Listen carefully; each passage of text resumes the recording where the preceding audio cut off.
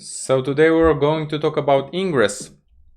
Once your services have been established in Kubernetes, you likely want to get external traffic into the cluster. One way of doing this is via Ingress, which is a resource that manages external access to your services, and it provides nice features like SSL termination and load balancing. But before that, we need to deploy something in our cluster. For that purpose, I'm going to create two deployments, and of course we need to expose those deployments. We're going to need to create some services, right? So we have our applications running within the cluster. We have two replicas for our Python based web app and two replicas for our Go based application. And now the next step is to create two services. First one being called Python app service on port 8081 for the Python app, and the other one Go app service running on port 8082. And of course these are the ports on which our applications are running inside the container. Now if we take a look at the services, we can see the default type being cluster IP and the ports that are being used to expose our applications. The next step is to test if it works, and we're going to leverage the default service discovery in Kubernetes. More exactly, provided by the core DNS in our case. So the name of the service, the name of the namespace, and in here of course being on our local machine, we're going to have this DNS entry, so to say.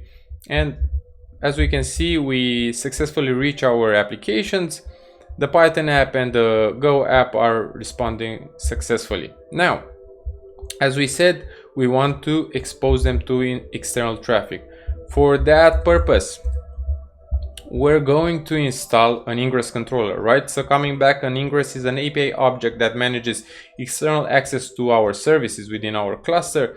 And first and foremost, we're going to need an Ingress controller, which I've used an Nginx Ingress controller from F5. I got the manifest from their website. So as we can see behind the scenes, a couple of objects have been created, a namespace, some service accounts, some services, so on and so forth. So now that we have an Ingress controller, we can define our Ingress object. And our Ingress object is pretty straight to the point and pretty simple. First, let's create it and let's take a look at it. So it's Ingress for apps, and as I said, it's straight to the point. So we have a resource of type Ingress called my Ingress. Here we have some annotation for rewriting the target, and basically we are controlling the traffic routing within our cluster. We know that we have these two services. We are rewriting the paths, and we are using this prefix. Basically any request matching this prefix is going to be routed to our Python app service, and same goes for our Go app service, right? And let's test it. So basically we're going to do a port forward to our Nginx Ingress controller on port 8080, and on our local host we're going to test if we can reach our services. So this is the entry by the Nginx, and as we said, on the Go path we have our Go app, and as expected for the Python we are redirected to our Python app, more exactly to our Python service.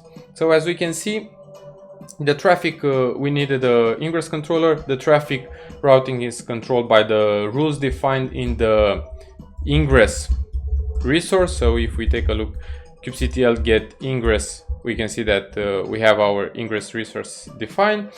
And basically Ingress is an alternative to manually exposing your services or creating and maintaining a load balancer in front of your services. It's not the only way, but I would say it's the simplest way to expose services.